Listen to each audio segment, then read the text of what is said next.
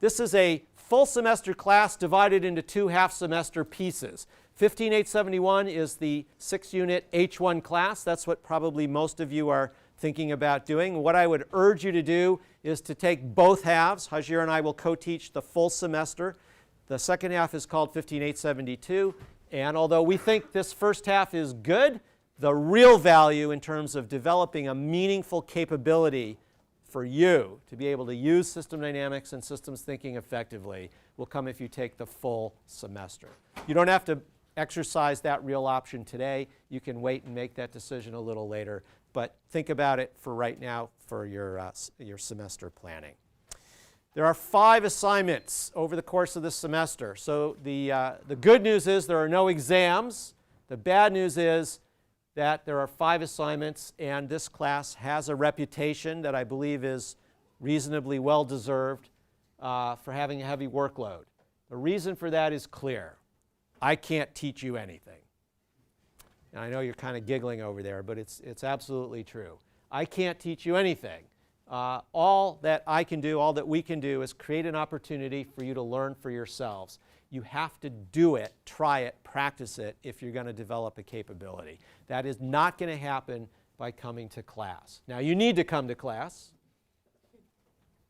and participation is part of the grade, but that's not sufficient. It's also necessary for you to try everything out, and that is why we have those assignments. You also are going to need to read the textbook. So this is the book, and it's pretty fat and heavy. You're not going to be asked to read the whole thing.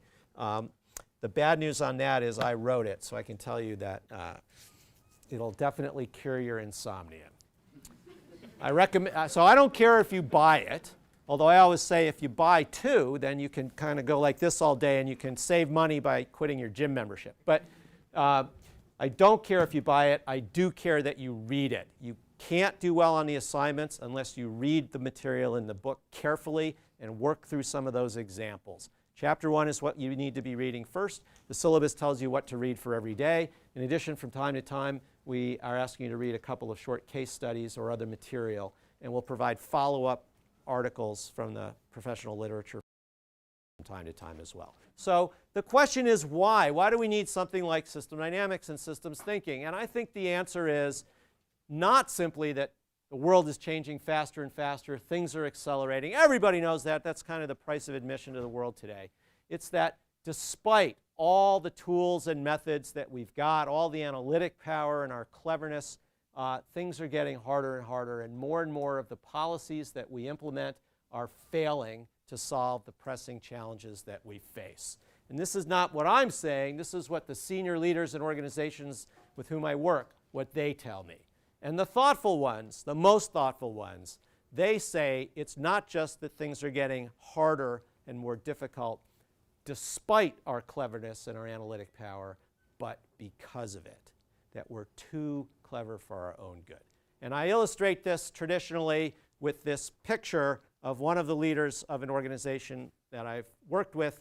And here is the poor guy in his office. Now, many of you have seen this before, but I think it's just a great representation of what's going on. And like most senior managers or lower level managers, he is completely squeezed by pressures on all sides. Can't breathe, claustrophobic. And what you're asked to do as a manager is to be decisive. So you've got to make decisions. Boom! Things are now much better for you, right? Now you can begin to breathe more easily, see out to the side. Relief, things are great. But as you may suspect, there could be some unanticipated side effects. Now, the reason I like this and the reason I'm showing it to you again is I think it's a great way to capture the core of what a lot of systems thinking is about. And why does this happen? Why does this happen, and why don't people learn? So it's not just that it happens once, but people do it over and over again. So why? That's a real question for you. So what do you think? Why might this happen, and why might this phenomenon persist? Yeah, go ahead. Think only on the short term and the short-term implications of their action. Great. So short-term time horizon and not thinking about what might happen later. So après moi le déluge. I don't care, I'll do what's good for me in the short run. I don't care if it destroys the world later. Okay, Great. What else? Yeah, go ahead. Feedback loops. So you would kind of get some feedback and you won't really consider it the way that it really is. Yeah, so there's definitely a feedback loop here, right? And the problem is that it takes too much time for that to happen. So the time delay in getting the feedback, maybe missing feedback, is connected to the short time horizon. In fact, what's going to happen in most organizations to this manager right about now? I mean, he solved the problem, right? So what happens to him? He gets promoted. Of course, he gets promoted. You get to sit in the chair. Boom. Right? It's a combination of short time horizon, not only by that guy, but the people who are evaluating his performance and maybe encouraging him to have a short time horizon. That's not going to be good for anybody in this situation, right? What else?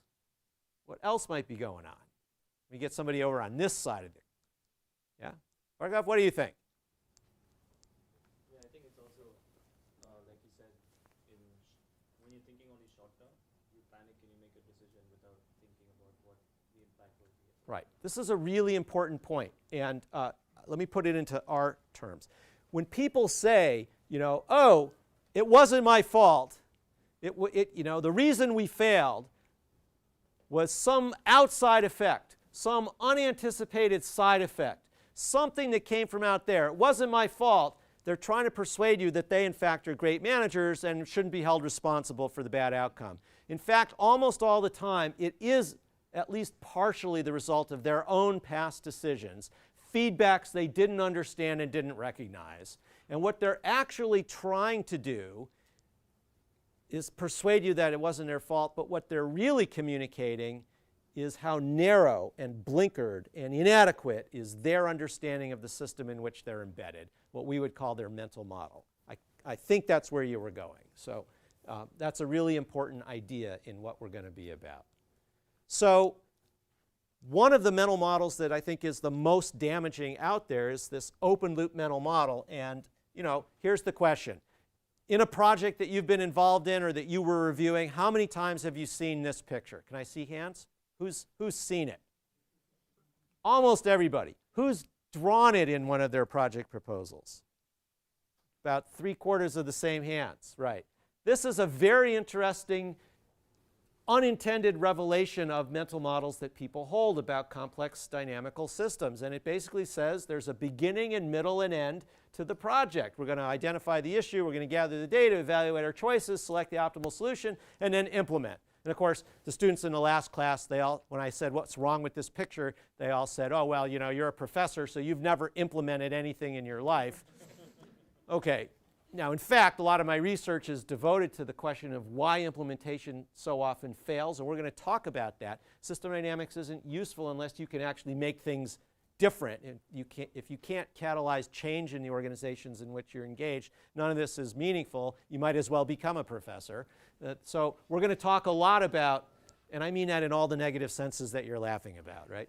We're going to talk about system dynamics in action, especially in the second half of the class. You're going to see a lot of case studies of how people have been able to use these tools effectively in difficult political organizational settings. So that's an issue, but it's not the real problem. The real problem with this is that it has this open loop, one-way, sequential perspective that says there's a beginning, middle, and end to the project. And I don't know about you, but no project I've ever been involved in has ever gone that way. There's always iteration, feedback. We have to go back to the beginning, almost always unintended, unplanned iteration, because we go through and we find out as we gather the data and we interview the folks that are engaged and we evaluate our technology supply chain for the new product or whatever it is, that we really didn't understand the situation. We really didn't understand what the real problem is. We have to loop back to the beginning. This happens continually all the way through the project. And it's that feedback that's critical here. So this is the metaphor that I want you to fix in your mind. You make decisions, your decisions change the world, and then that creates new information which changes your next decision in a continual, emergent, iterative set of feedback processes. Now, let me make this a little more formal, and again, this is a slight review for those of you who have had me in orientation, but it's worth it, especially if you haven't seen this for a while. So here's that open loop perspective. People say, I know my goals. I want better market share. I want more profitability. I want a bigger house or a nicer car, whatever it is. That's going to motivate my decisions. And then my decisions are going to change the state of the world, state of the system, problem solved. That's wrong. I can't know what decisions to make just because I know where I want to be. I have to also know where I am right now. There has to be a feedback. So the example I always give is that I'm a bicycle commuter, and as I was riding into MIT from Lexington this morning, as every day, I must keep my bike on the right-hand side of the path. If I don't, I'm going to have a crash. So just knowing that I need to be on the right-hand side is not enough for me to know how to turn the handlebars. I have to have the feedback from where my bicycle actually is in order to know which way to turn the handlebars. And it's the same for you driving your car or flying an aircraft. Now, if flying your organization through hostile skies, dogfighting with the competition, keeping the investors happy and calm in the back and serving them nice drinks and hors d'oeuvres, if flying your aircraft, if flying your company was just as easy as flying an aircraft, which isn't that easy, by the way, it doesn't take much bad weather, fatigue, or substances in your bloodstream to degrade your abilities so much that you're going to crash the plane, crash your car, or crash your bicycle. But if that, if it was as easy to run your company as it is to ride a bike, no problem. We wouldn't need this class. But it's not. And it's not easy in part because that feedback loop, which represents the intended effects of your decisions, but doesn't capture the unintended effects, it's only a piece of the system. So you're embedded in a much more intricate, complex system in which that's what's going on for you. That represents mental models of what you ought to do, but mental models are limited. And all the impacts of your decisions, all the effects of your decisions that you didn't think about in advance and that aren't part of your mental model, they're going to manifest as so-called side effects. Remember, there's no such thing as a side effect. There's just the effects that are in your mental model that you were counting on, and everything else is going to manifest as a so-called side effect. And they're usually going to feed back in a way that's opposite to your goals. Much more interesting, you're not the only player in the world. So there's all the other actors out there, all the other agents out there, and they have their own goals, which are typically different from your goals. You want more market share? So do they. There's only 100% to divide up. And every time you make decisions, even if they're efficacious, that pull the world closer to your goals, they're necessarily going to be pulling the world farther away from those other folks' goals. Your customers, your suppliers, your employees, the investors, the competitors, the communities in which you operate, the natural world in which all of that is embedded. That's all going to be there, and those goals are going to motivate them to take action to try to bring the state of the world back to what they want it to be. Now, their mental models are limited too, and so they're going to generate unintended so-called side effects. And now this is getting to be a fairly complex thing to manage, not as easy as riding a bicycle. The whole story here is about expanding the boundaries of your mental models so that more and more of this structure is something that you can begin to think about and try to take into account when you make decisions. You're never going to get it all because all models are wrong. A model is not the real system. Only the reality is the reality, and everything in your head is a limited, filtered, imperfect representation. But we can do a lot better than the mental models that we have now.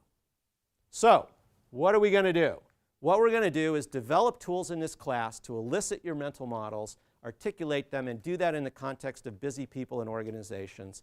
We're going to explicitly account for feedbacks and stocks and flows and time delays and nonlinearities and the other elements of complex dynamical systems. And then we're going to use simulation to figure out what that means. Not because the model is going to give us the answer. All models are wrong. But because the simulation models are going to give us insight that improves our mental models and the mental models of all the people who need to be involved in order for change to happen so that people are empowered with high leverage, effective policies to go out there and make a difference. You can read in the syllabus how we're going to do that, but I think there are three core ideas I'd like to leave you with before we break for today. The first is that it's the structure of complex systems that generates their behavior. That structure consists of the physics of the system, the information that's available to you, and then the decision rules that you use to turn that information into action. All three of those are relevant here. Mental models matter a lot. It is not enough just to come up with the right answer, and it's not enough just to change the physics of the system or the information with a new IT system or the incentives that people face. All of those are important, but they aren't generally sufficient. And one of the very powerful mental models that's out there is what we call the fundamental attribution error in psychology. And this is an idea you should have learned at the beer game. And it's the idea that if you ask me why I've screwed up, I've got reasons, known as excuses, right?